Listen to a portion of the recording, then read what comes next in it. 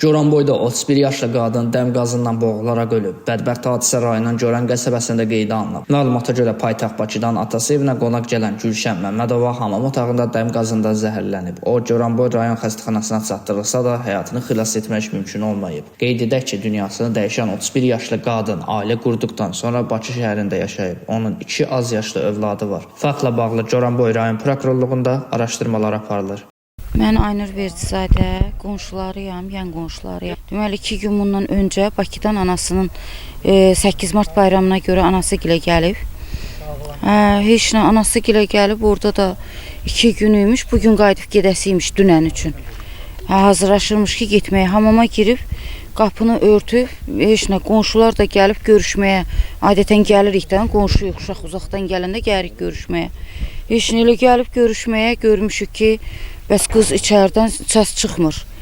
Niyə bu gec çıxdı? Qapını açmışıq ki, qapının arxası açıq idi.